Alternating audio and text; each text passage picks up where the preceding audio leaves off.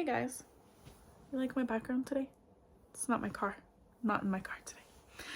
I'll probably be in my car most of my videos, but today I'm in my room.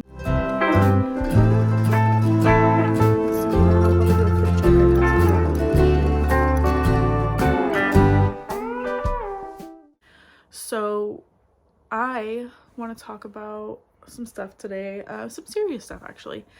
I know I want my page to be circled around Hashimoto's, and today's video is going to be about that. I want to talk about what mine stems from, because anybody with Hashimoto's knows that it stems from so many different things. Trauma, yo-yo dieting, genetics. I kind of got hit with like all three, okay, because my mom and my biological dad have it. Now, they both have childhood trauma, so theirs could be stemmed from that. I've got severe childhood trauma. I have yo-yo dieted throughout my life. But I'm gonna talk about my childhood trauma today. So this isn't like a child-friendly video, really. It's kind of a triggering video too, if you've got childhood trauma, sexual abuse. So I have childhood trauma stemming back from when I was like 4, and then stuff from like the ages of 10 to 14. So I've got some severe trauma, and I didn't deal with it as like a teenager or a very, very young adult. And when I started to come to the realization of what happened to me as a kid, I was about 19 or 20, and I just gained and gained and gained weight. I was about 140 pounds in high school, highest, and so I was like a little beanpole. I'm 5'6", so I just started gaining, and I was like, what is wrong with me? What is happening that is making me gain like this? So my mom, who has Hashimoto's, I don't talk to my biological dad anymore, thanks to my childhood. But my mom was like, let's go to the doctor. We need to get some blood work done. We need to see if this is what I think it is. And so we went, and sure enough, I have Hashimoto's. And it's so hard as a 19, 20-year-old to get the diagnosis, because you're kind of like, okay, like, what do I do now? Because I was so desperate to lose the weight, because I was like, I've always been thin. This is terrible. But I didn't take it seriously. I don't know why. I really didn't get into therapy about my trauma until like the past couple years. I really didn't dive deep into what happened with me. I really didn't start healing my body. And so this year I started taking it seriously. I have a beautiful, beautiful 3-year-old, and he's just the absolute light of my life. And when I say that, I don't say it like some cheesy line. Like, he is the absolute best part of my life, and I want him to see this strong, independent, good example of a parent. I am his only parent in his life, so I want him to really, I want to lead by example, and I want him to be a strong person, and I want him to take his troubles like by the horns. Like, I really want him to face his stuff in his life, and I didn't face mine for a really long time, and I ruined a lot of relationships. I did a lot of really toxic things. I messed up a lot in my life before I was like, you know what, like, it's nobody else's job to heal you except you. And I unfortunately didn't realize that before. I hurt a lot of friends. I've lied in the past. So many things that you do because you're just being reckless, because you just don't care. And so I this year just started taking things really seriously, because I was like, you know what, I'm sick of this. Like, my 3-year-old is going to start remembering me for this? No.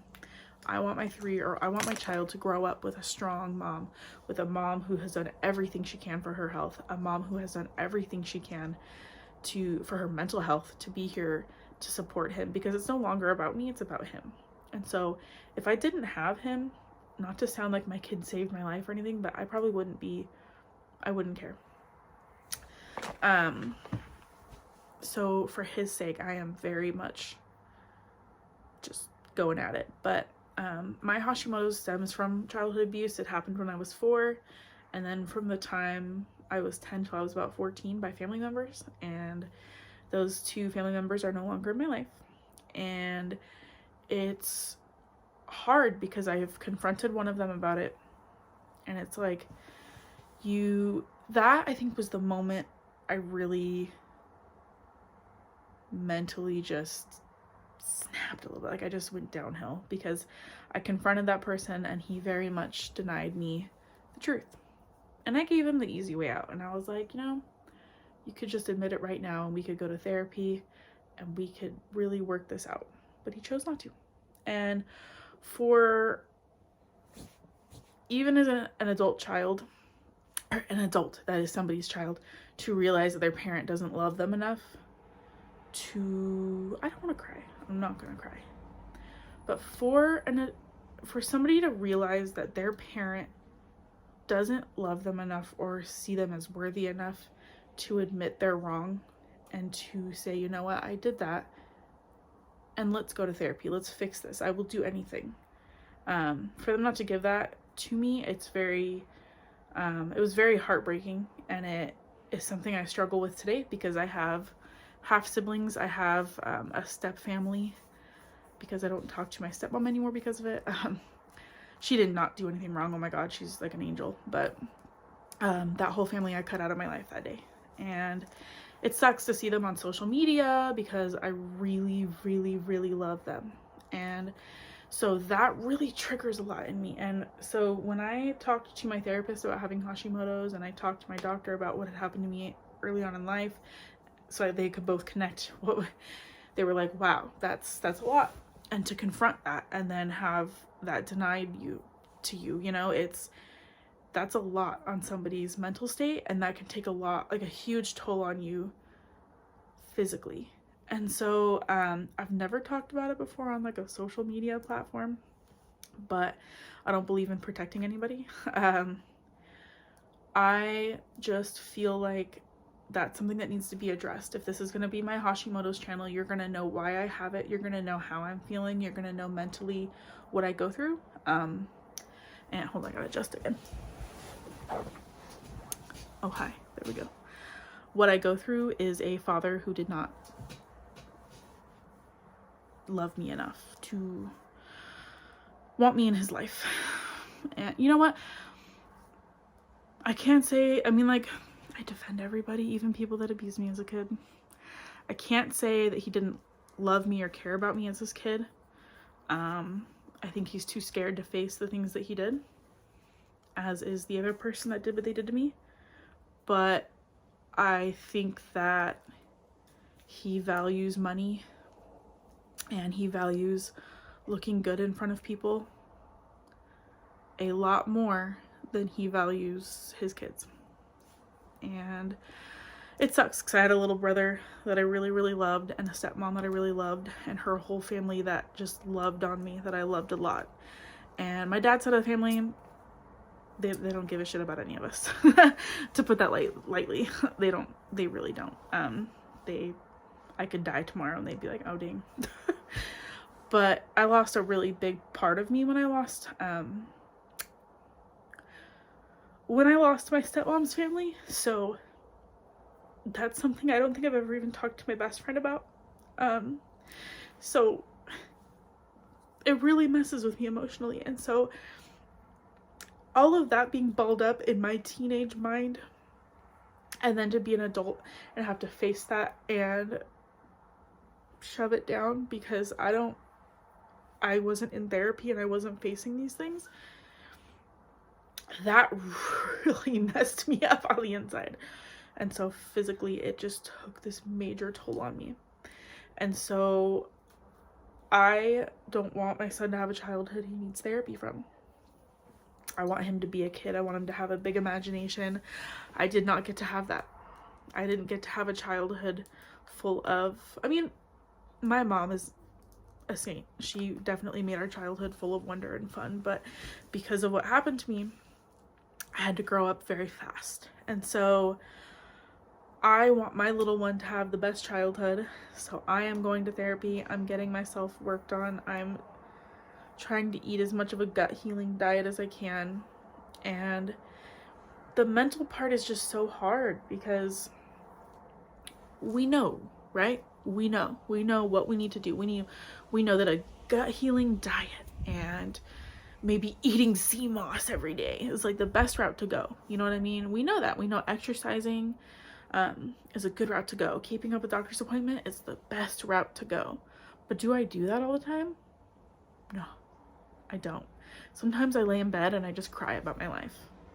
But like today I did that. My son went down for a nap and I was like laying here scrolling Instagram and I'm like, wow, all these people have such great lives and like I'm just stagnant. I'm not doing anything.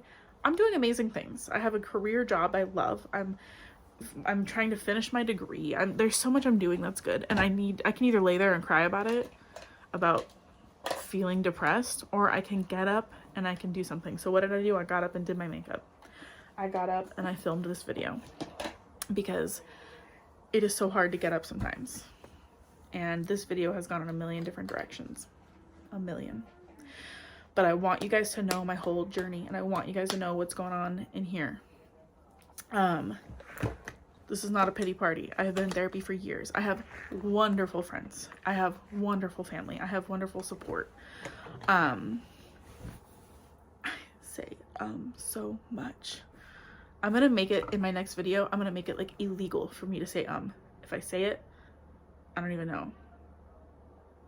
I'm gonna do like a rubber band on my wrist or something. But life's so fucking hard, and I feel like Hashimoto's just adds on to it. And some days I just want to scream because like, why can't I eat a block of cheese and be fine, you know? Why can't I sit here and be depressed and then feel good the next day and have a perfect body? Why can't I just have that? It's like a curse. It feels like having a curse, but you know, it's a better curse than a lot of other ones I could have. So I hope everyone's having a great weekend. I'm gonna end this video. I'm feeling pretty emotional, but that is a lot of what has stemmed my Hashimoto's. Definitely dealing with that kind of trauma is severe, and if you don't think it is, if you have that in your life and you don't think it's that severe and it's not what's causing or affecting Hashimoto's, you should see a therapist and you should see a doctor, because that's definitely, I am no doctor. I'm just giving my experience, but I do know from my therapist and from my doctor, Hashimoto's is not just a physical autoimmune disorder that comes because of physical problems. If you have got childhood trauma, if you've got any sort of trauma, that could definitely have stemmed it. But yeah, I'm gonna go enjoy the rest of my Sunday with my little man. He's gonna wake up from his nap here soon, and we're gonna go on an adventure. I don't know where, but we're gonna do something fun. And thank you for watching, even though I'm just annoying. I love myself though. I'm annoying, and that's fine. I will see you guys on Wednesday, where I do this look and talk about myself, which is really boring because I'm boring. And I will see you guys next Monday for another Hashimoto's video. Wednesday is just a me video. I'm gonna do some story time videos, I think, too. Anyways, thank you.